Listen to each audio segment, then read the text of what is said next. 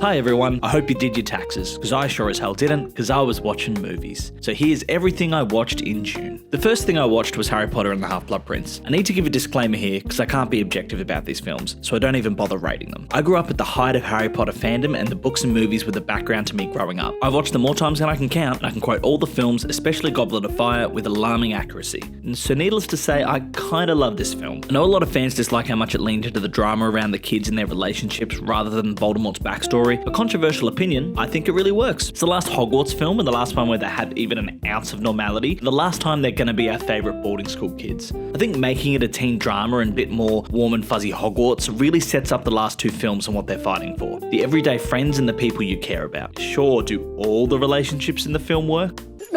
No, definitely not. But I find this one a warm Hogwarts hug for most of it, and heartbreaking at the end with Michael Gambon giving an incredible performance, even if I hate him for cock-blocking Harry. I then watched The Phoenician Scheme at Cinema Nova. It's wild to watch Wes Anderson go from such a beloved auteur to so controversial in real time. I don't think it helped that he's released so many films lately, and honestly wasn't clamouring to go see this one after I didn't really love Asteroid City, French Dispatch, or any of his shorts. But I will say I like this one a lot more than the last few Wes films. I think it's paced really well, it's a lot more focused and tight in its editing, and Michael Cera took this film on his back and ran with it with an incredible performance. There's a lot to like about this film and some great standout moments. However, if you're not on the Wes Anderson train, I don't think this one's going to help. His style being so unique has really led to his last few films feeling similar, and even with me enjoying this one a lot, I can't say I'm excited for more of the same. I really hope he switches it up, but knowing his last few films, I think in the next year or two we get another large ensemble of fast-talking actors in a perfectly symmetrical shot. I then watched the 1931 Frankenstein. So I already made a video about how much I love this film, so I'm going to keep it brief.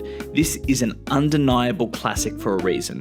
The creature, the set design, the acting performances, the absolute brutal scene with the monster and child. It's nearly 100 years old and has barely aged. It's crazy to think how much influence this film has had and how the monster character has lived forever. Think about the Halloween costumes and the fact it has over 190 remakes. I mean, I just watched an episode of The Bear and there was Frankenstein's monster in the background. I cannot wait for Del Toro's version. Then I watched Talk to Me. Very late to the party on this one, but I loved this film. One of the first things that stood out to me is how proudly Aussie it is, which made me super happy. It has 1-4, Kid Laroi, iJail on the soundtrack, an amazing Aussie cast, Kangas as roadkill, pretty much everything you'd expect being a teen in Australia. Well, minus the small detail of the possession. I also really loved how gross this film is. Like, there are some seriously yucky scenes start to finish. I really hope the directors one day make a full body horror film, because they really understand how to make things gross. A lot of the times I find possession films to be scary and creepy until they show the demons in question, but even when they show what's causing the issues, it's still disgusting.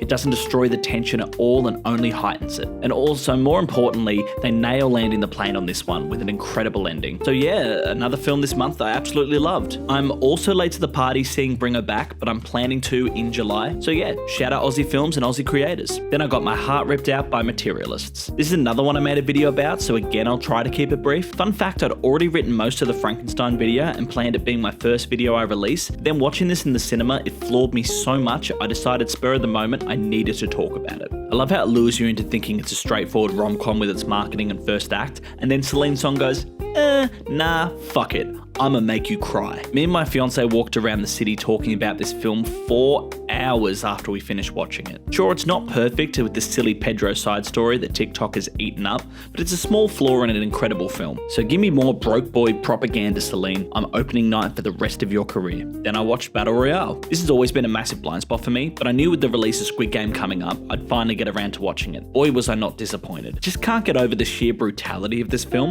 The deaths are so hardcore and jaw-dropping. It's also super creative with each death, and I can't think of how you'd make those kids kill each other in other ways. I still can't get that lighthouse scene out of my brain, and I want every future poison scene to be filmed like this. Another thing watching this is I think I understand why it was so controversial. Watching kids this age commit such horrific crimes is disturbing. Seeing them throw humanity out the window is disturbing. Knowing that adults are pulling the strings and the main character controlling it is so creepy is disturbing. But putting my brain in a box for a second, this is a really sleek, heart-racing, action-packed film. These kids We're not playing around. Then I watched Monster-in-Law. Now for something completely different. I got engaged this year and my fiance plans to show me the entire wedding cinematic universe, so expect many more like this. Started watching this with my expectations on the floor, but ended up really enjoying it. Jane Fonda is so much fun as Viola and plays off Jennifer Lopez really well. Lopez also plays a really fun character who started with a little, but now she's got a lot. It has all the classic rom-com cliches, but sometimes you need a silly hug of a film. So yeah, it didn't reinvent the wheel, but it made me giggle a bunch and had enough in it to make me want to clap and say, let's get loud. And then I went back to horror watching the 2017 version of It. This one frustrated the hell out of me. This film had so much good stuff in it, and I love Alexander Skarsgård as It. The design of him is super cool and creepy. I love when the kids have visions, how detailed and visceral it is. Pretty much every horror element in this film works. But the fucking kids. Who wrote this film? I know kids are cringeworthy in general, but some of this script was absolute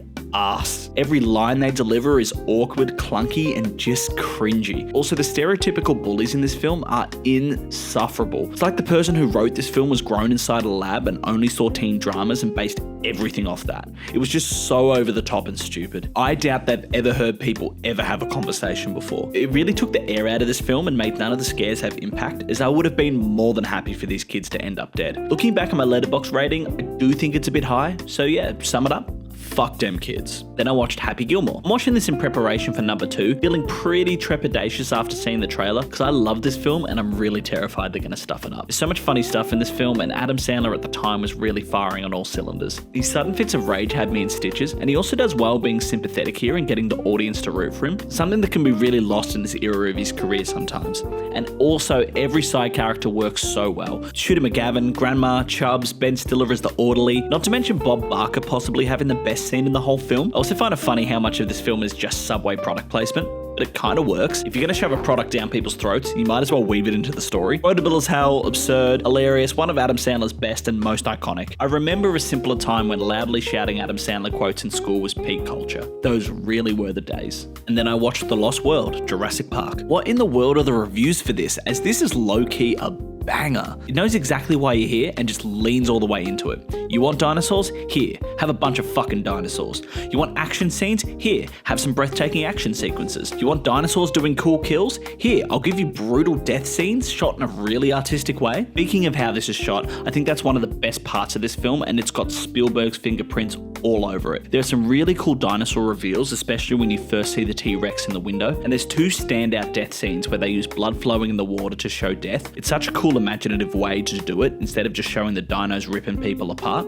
But hey, if you want that, they give it to you as well. Also, there's so many iconic action scenes I swear I've seen before, even though this is the first time watching it. The cars dangling sequence, the raptors in the grass, not to mention the ending in San Diego. I also love how simple the setup for this film is, how it doesn't really take long for them to get on the island. I mean, yeah, it's a little dumb, oh, there's a second island, but hey, it's dinosaurs, you can't fuck it up, it's fine. I usually agree with general film consensus, but this one I just think's completely wrong. It's not as good as the first, but it's not trying to be. I think all it wants to be is a hella fun action film. Don't trust the reviewers, this film slaps. And then I watched my last film of the month with Jurassic Park 3. Remember how I said it was dinosaurs, you can't fuck it up? Yeah, they fucked it up. In contrast, this film says, here, you like the first 2? Have something bland and generic. The first one Spielberg doesn't direct, and it's so painfully obvious.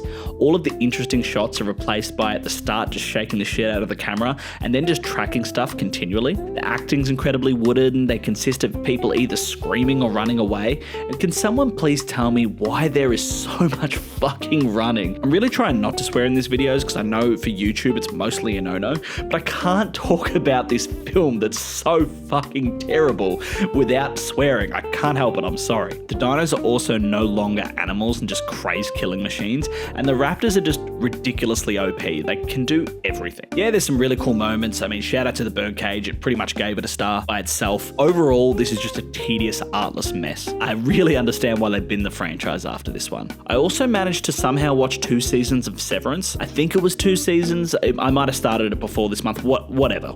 I really have nothing to add properly that hasn't already been said. I love this series. It's one of the best shows that's been written in a while. Season 1 is absolutely perfect, and although I didn't love all of Season 2, finding the standalone episodes a bit tedious, it's set up for a great finale. What a great month for films. I watched some phenomenal stuff, and now that I got this channel, I can claim I'm being productive by watching them. Thanks for watching. Let me know what you've been watching and what films I should watch next, and yeah, bye.